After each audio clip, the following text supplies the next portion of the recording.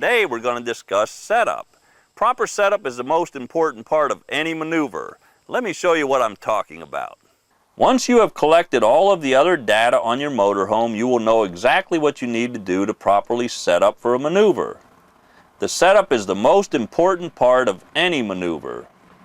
Setup is how you position your rig to start a maneuver after taking all of the other factors into consideration. Looking at this setup chart, you will see the same turn setup from 3 different starting positions.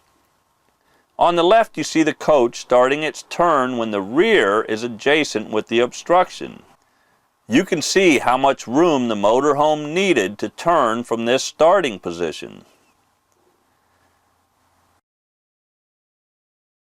The middle view shows the coach starting its turn when the obstruction is adjacent to the pivot point.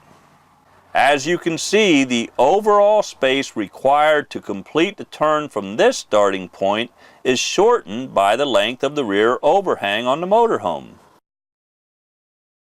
The turn on the right-hand side shows what can be done when the turn offset data is applied.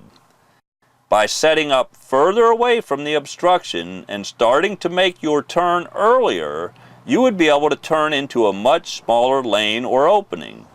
Also, by knowing your tail swing, you know at least how far to be away from a wall or other objects before you start making your turn.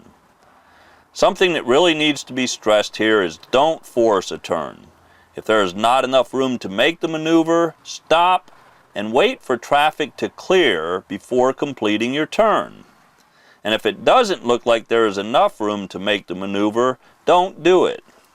Driving your RV can be much more enjoyable and less stressful when you apply some of these RV driving skills tips. Happy camping!